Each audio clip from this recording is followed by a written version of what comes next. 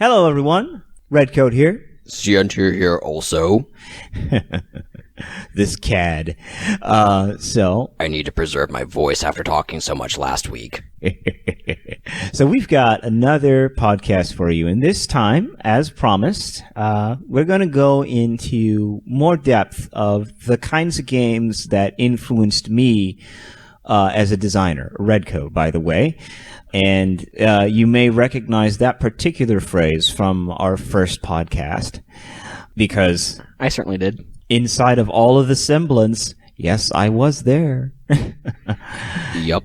So let's go ahead and roll right forward. So one of the things I want to preface with is, as a designer in general, there's a lot of things that, really excite me about games, and the idea of just, it's this interactive medium that you, the audience, gets to really interact with and affect everything inside of it. And so one of the things that throughout my personal gaming history, one of the things that will really define a lot of the stuff that I liked is things that allow you to really interact with it in a non-trivial manner.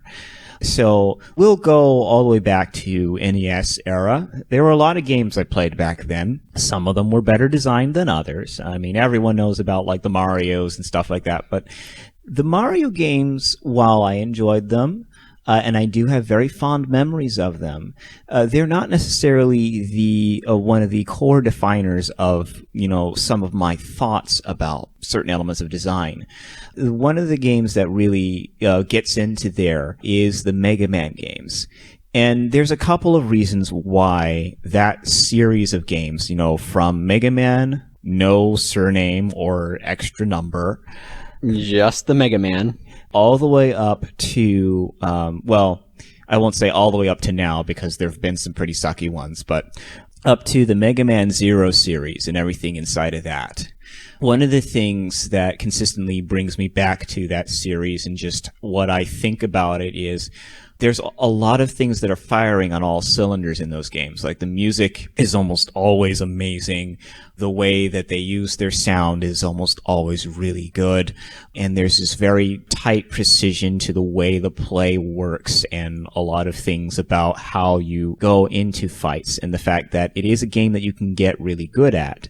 And then you have that extra element of, choosing where you want to go and who you want to fight. All of those things kind of go into what I liked about the Mega Man series. But again, it's a big thing about those games is it set a precedent for me with regards to, this is what it feels like to be good at a game, and I want to let people get there and do that. Or you want to make games that have that you can get good at it factor and enjoy being good at it. Exactly. And, this reverberates through some other parts of it, because we get to one of the games that I've mentioned on multiple occasions, which is the Devil May Cry series, save for 2. We don't talk about Devil May Cry 2. But the Devil May Cry series, for those of you who don't know about Dante and his crazy white hair, the whole point of those games is that you're a demon hunter, and the game kind of appropriately represents this. Well, you're a half demon hunter, so it's going to be kind of hard, and you have to go hard to beat them. But one of the things about it is that this game doesn't just emphasize that aspect of you can get good at it, but it also makes you put on a show. It lets you put on a show. And there's something really, really attractive to me about that concept of, not only do you get to get in there, but you get to really have fun with it and make it yours.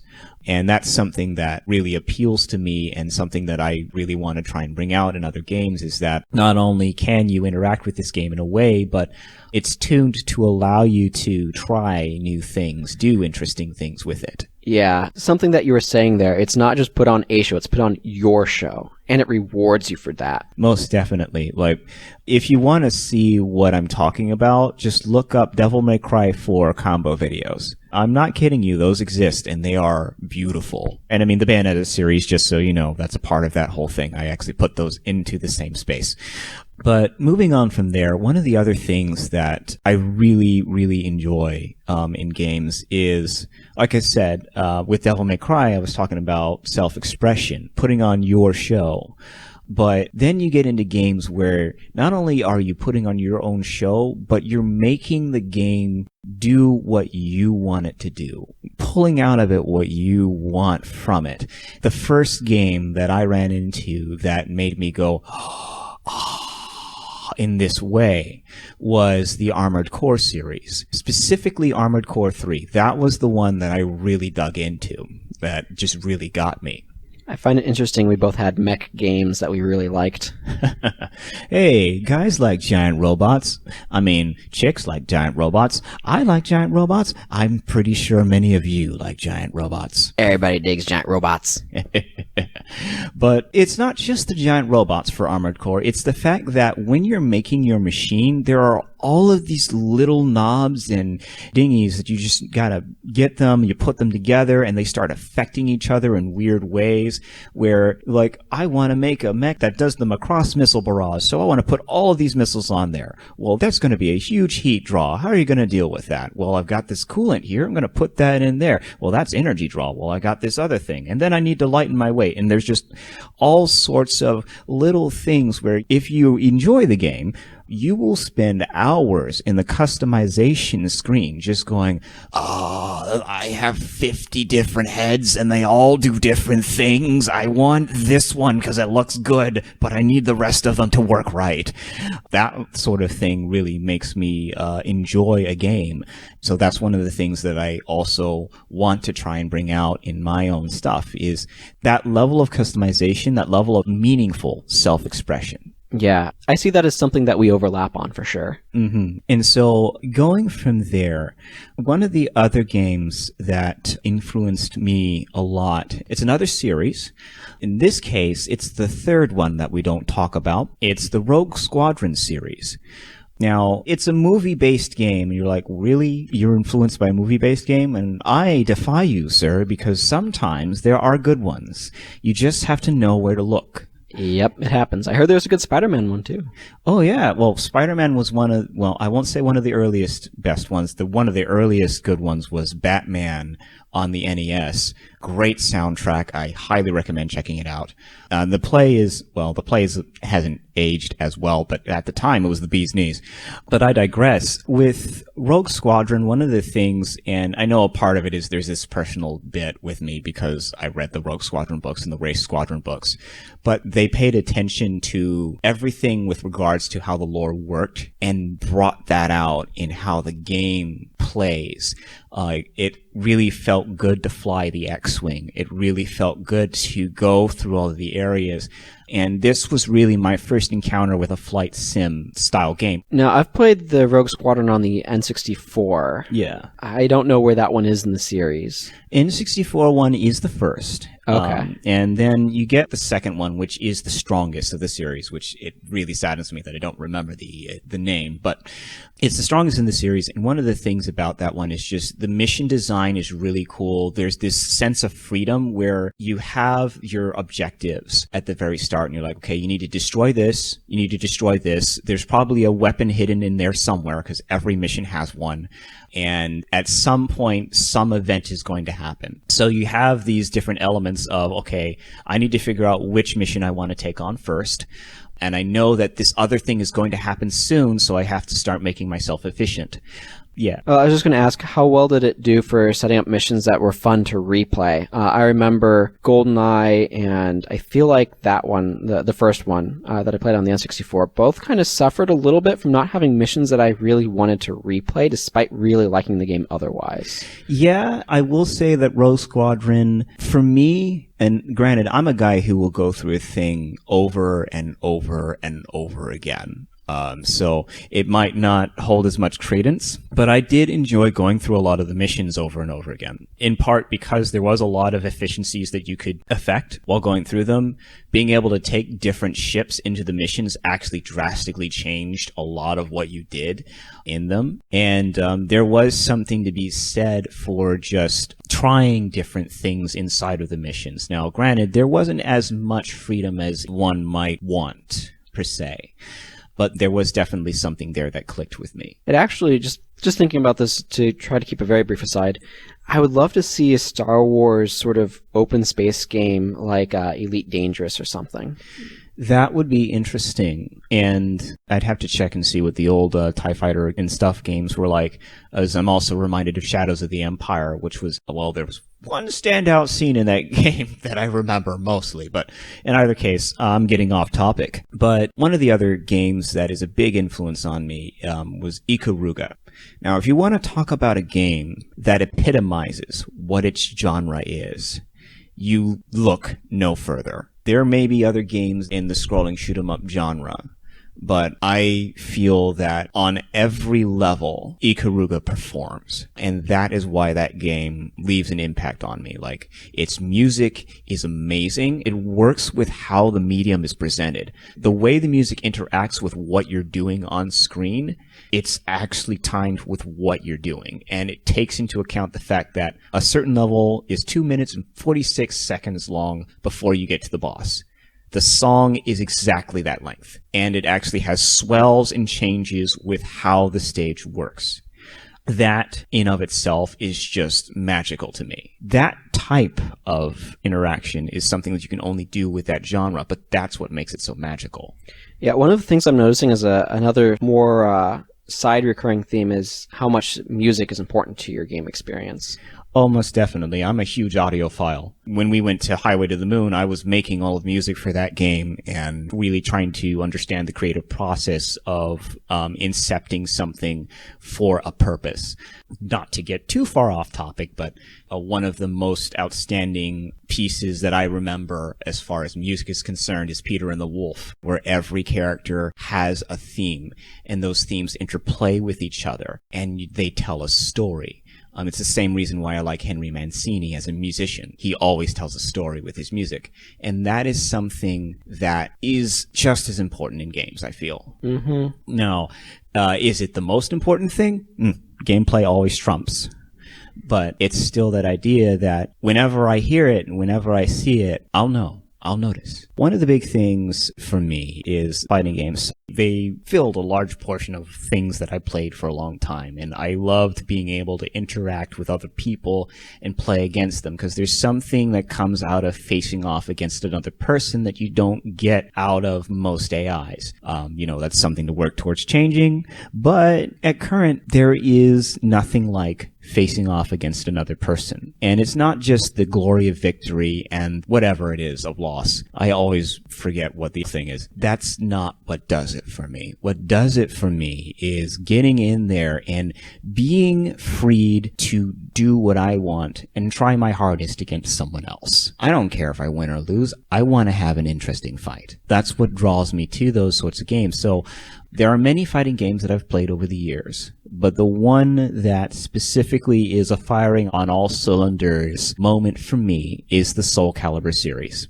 Once again, another game that has an amazing soundtrack. I tell you now, go look it up. But I digress. Great soundtrack that works towards a noir facade, that also works towards the play of the game, which is this thing of where we're kind of in medieval times, and we've got different warriors all fighting over the great evil blade. And some of them don't even realize that it's evil. But the thing that really got me about that game on the gameplay level is just how unique everyone was. Everyone had their own sense of character, their own sense of movement, their own way of doing things. And when you got into the meat and potatoes of actually playing that game, it wasn't about rote memorization. It wasn't about doing something until your fingers just did it automatically and then finding the way to cheese your opponent to death.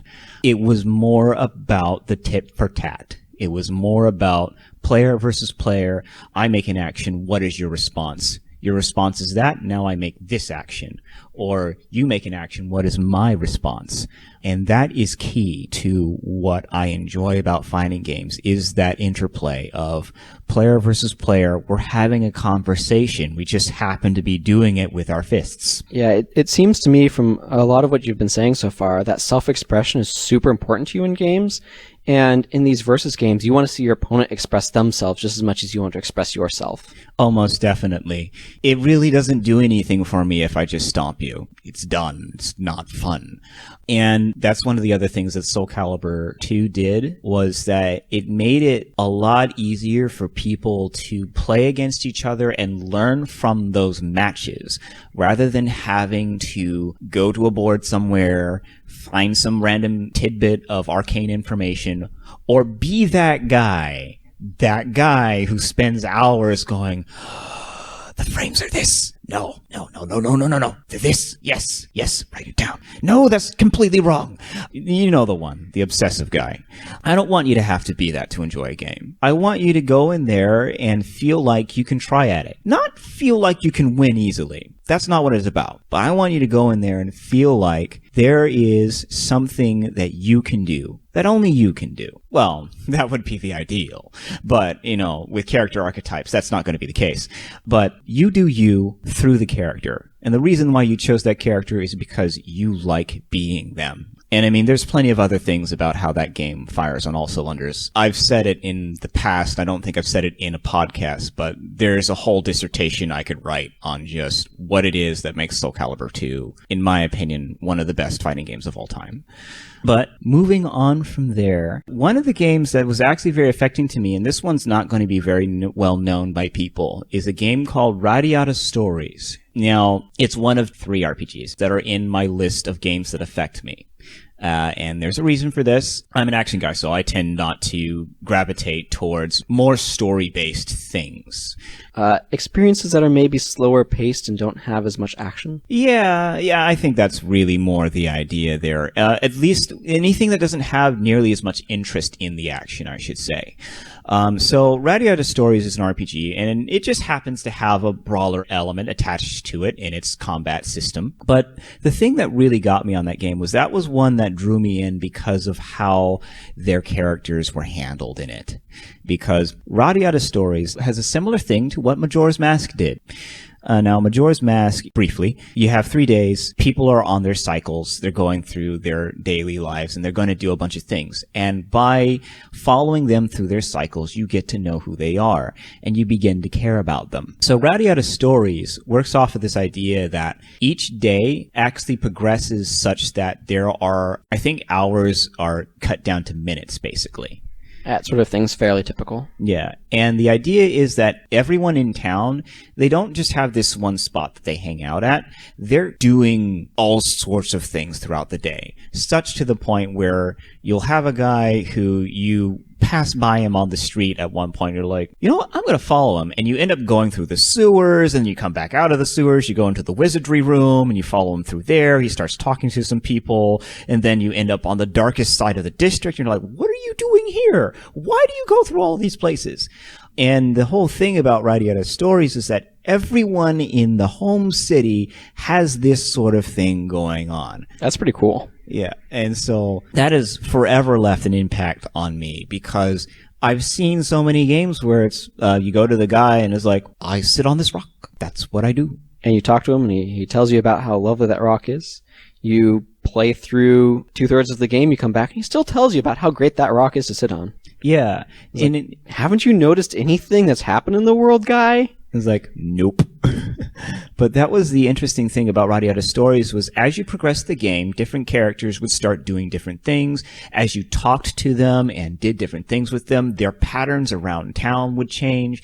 And it would be to the point where you're like, this guy always goes to the bar. He's not there. Something is wrong. Oh, wait, that's right. I kicked him in the shins that last time to galvanize him. I wonder what he's doing now. And then you find him somewhere else, and then you get him to join your party. Incidentally, you could recruit almost everyone in town in that game. That's pretty neat. You're kind of making me want to find this thing and play it. So yeah, Radio Stories, that left an impact on me. Very quickly, Shin Megami Tensei Nocturne, which I forget what the Shin Megami Tensei stands for. I'm sure somebody's going to shout at me and be like, it means this! But, any case, the thing about that game was, first off, the story was very affecting and very different. I mean, the whole concept of it was that you're a human, you survive the end of the world, now the world is full of demons, and you're not sure if you're a demon yourself, because that seems to be the only way you would have survived. And so you basically start going through the world and interacting with all of these other strange beings from different fairy tales, which is a common thing in the Shin Megami Tensei series, where they take Norse mythology, they take Gaelic mythology, they take Japanese mythology, they take even Christian mythology. Nothing is sacred. And just put everybody in there. They make them people that can be added to your party, basically. But one of the things that really caught me about that game was the combat system. Because up until that point, I was under the impression that, when you get into a turn-based game, mostly you're going to be like, I find the best option, and I find the healing ability, and then I win. I just win. Win at winning. Sometimes they're a little more complex than that, but not much. Not in my experience. And, people will tell me I'm wrong, but this is my experience. But in either case, with Shin Megami Tensei, the thing that changed was that suddenly I was in combat situations where every decision mattered, because I would lose turns if I made the wrong decisions. Or if I didn't make the right preparations, I'd end up in a really bad way later on in the match. And this was what I craved. I craved an experience where my decisions mattered, what I did mattered, whether I won or lost was because I made a decision. It wasn't because of a random number generator or because my level just happened to be that high. That was something that I really appreciated from that game. Then we have the last of the RPGs in my list.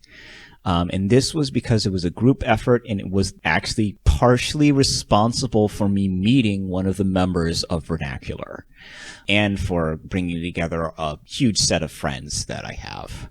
It was the Tales of series, and those games are forever in my echelons of influence because of the fact that they actually allowed the 4-party setup to be controlled by 4 players, and you needed to work together to make a difference. And that difference of you working together and being a good team, you actually felt it. It wasn't just your levels. You were actually doing well in those games.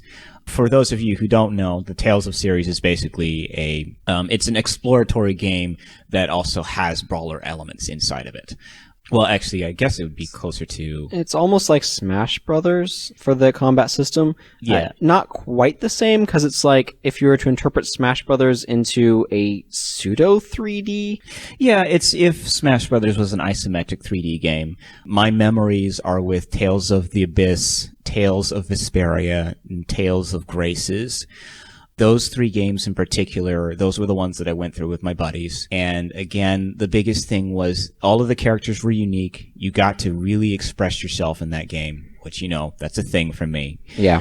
The stories were from decent to passable. It's really dependent on which ones. Each one had their own strength. Symphonia is unbeatable. Well, yeah. In Symphonia, if you get there's a special edition where the camera actually works when you have 4 people. It seems like that might be an important option. Yeah. Well, it's important for when you've got couch play. Yeah. But yeah, so the Tales of series was very affecting for me, and it's something that I do aspire to make eventually. A 4-on-the-floor RPG game that features live real-time. Yeah, I could see that being a lot of fun. I'll probably try to find some way to force Guild Wars 1 build system into it. Of course you would. I want to see it in more places, people. More places. But yeah, so that's a lot of them. What I will note about Dark Souls is that it is another firing on all cylinders moment. There are so many things that game does right, and so very few things that game does wrong. Or rather, does in such a manner that you could interpret it as unfavorable to its experience. Yeah. One thing that I want to discuss very briefly about Dark Souls, actually, while we're on it, is that we play it very differently. Oh, yes. Yes, we do. For example, my first character tends to devolve into trying to do everything and not 100% succeeding. And I try to upgrade all of the weapons and everything. And I think you tend to have a lot more of a focused, here's my first character, here's what I want to do with my character sort of thing, more so than I do, especially at first. Yeah, I'm a very targeted person. When I started playing the Dark Souls games, it was always, this character is this, so he does these things. That means I'm going to be trying to find this kind of weapon, and I'm going to be raising him this way. And then I would make another slot, and this character would be this one. So, my first character, I think I named him Malkuth. My first character is always a Dex magician. And so that means there's a specific, I'm going to look for what I feel is my favorite dex weapon. I'm going to find my favorite staff, and I'm going to find my favorite spells, and I'm going to raise my character to try and make the best dex magician I can. Then there's Jemima. Yeah, Aunt Jemima, like the syrup woman, who is a faith tank. She's just lots of HP, lots of endurance, whatever I can to put armor on her, and whatever is considered the best faith magics, or what I consider to be the best faith magics. And, even if there's a better way to play the character, if that deviates from my initial set of what I want the character to be, I probably won't do it. So that's a thing for how I tend to play through games. I tend to actually impose rules on myself. You probably role play more strongly than I do, especially from a mechanical sense. Oh, yeah. Yeah, definitely. Last two things, Zone of the Enders and Virtual On. And we're going to hit these real quick. So first off, Zone of the Enders. What was affecting about that game? It was free motion in space and lots of really fast action. And it afforded me a precision that I didn't think was possible in 3D motion. From my first encountering with that game, I have wanted to continue that tradition. I have wanted to make something that in the 3D space rewards precision play and allows the player to do what they want without the game getting in the way. The games haven't aged as well as they could have, but I still have to give my kudos to Hideo. He did a good job on those games. And then we have Virtual On. What can I say about Virtual On? The main thing is it's in the fighting genre, and people might not call it a fighting game, but I tell you that it is at least a versus game because it allows the form of self-expression that is inherent to these games. And it is that player versus player, I'm talking to you with my guns, basically at this point. Yeah. But there's a lot of really cool things that they did in that game, and there are very few games like it. Over in Japan, there's a Gundam series that basically lifts a lot of the core elements of that series. I actually managed to get somebody to bring it back for me so I could try it out. I don't remember the name of it, but, if you guys want it, just put a comment up there. I'll find the name of it and then translate it from Japanese. Learning Japanese, by the way. But yeah, so that's the thing. At the end of the day, the things that make me as a designer, self-expression is a huge thing. I really want my players to be able to do what they want and do what they feel like doing in these games. Now, I do feel that there is a guiding hand that needs to be there. That's what a designer is. He's able to guide them in a way that allows them to find what they want to do. But at the same time, I still want them to have their experience because that is something that only we can give as game designers. Is when you go to interact with this thing, it's you interacting with it. It's not me. It's not Sientir. It's you. Now you might be interacting with us by proxy. And that's the whole thing of theming in Narvazod. We'll be telling you things. We'll be giving you messages. We'll be doing all sorts of things. We'll be talking to you through the game. But at the end of the day, you're talking back. And I really want to have a conversation with you. Yeah. By way of wrapping up these two podcasts about our influences, one of the things I think is very interesting to look at is how divergent they are. Mm-hmm. You've played a lot more console games than I have. I didn't start doing stuff with consoles until the Nintendo 64. Most definitely. I've always been much more of a PC gamer than a console gamer. And I've had a lot of a boon lately as the rise of Steam and a lot of the console experiences have come to PC. And I've enjoyed them a lot. But it's interesting to see how these very different trajectories have led us through very different games. Mm-hmm. And I also see the overlap in some of our desires of making games that allow for self-expression. Oh, yeah. And also I think we both have a desire to have games that allow people to build up skill at them and to to do that as well. There definitely, I do feel like we both have that feeling of there is something really rewarding about getting good at something. There is, and having that be significant matter. So I look forward to the experiences we make together, and I appreciate that we have very divergent gaming backgrounds because of the different experiences that it brings, and it allows us to be able to say, oh, here's this game that I remember playing. The other person can say, oh, this is a perfect, comparison to this or whatever. And yeah. It's very neat that way, but it also means that when we're discussing stuff, we do have a bit of a tendency to lean on our common experience, which is very narrow. Yeah, it's true. Like, there's a reason why Mario 64 comes up constantly whenever we're doing stuff. Yeah, I should have mentioned it during my time, but... Well, Oh, well. There's a number of games that I kept thinking while you're talking, like, oh, I wish I had mentioned that, but...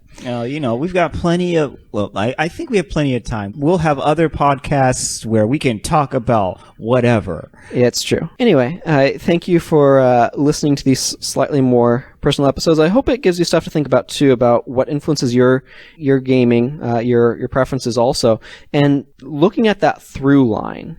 Mm-hmm. Like Redcoat was talking about, great soundtracks and good use of sound effects are something that is important to him, that he really notices. That ability for self-expression and wanting that is something that he really notices as a through line for him. And being able to do that for your own self and your own analysis of what games do you like and why can really help a lot with interactions, and recognizing that different games are made for different groups of people. Mm-hmm. Certainly there's going to be a number of games that both Redcoat and I enjoy, but there's going to be games that he enjoys that I don't, and vice versa. Mm-hmm. And being glad for that space. And so I think that will bring us to the sign-off. I want to thank you all for indulging us on this and letting us talk at you a little bit about what we've played.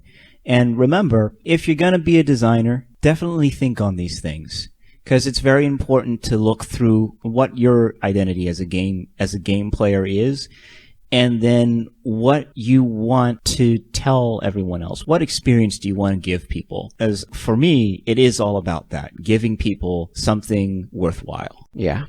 Well, this is Sientir signing off. And this is Redcoat signing off. Play the games you want to play, boyos.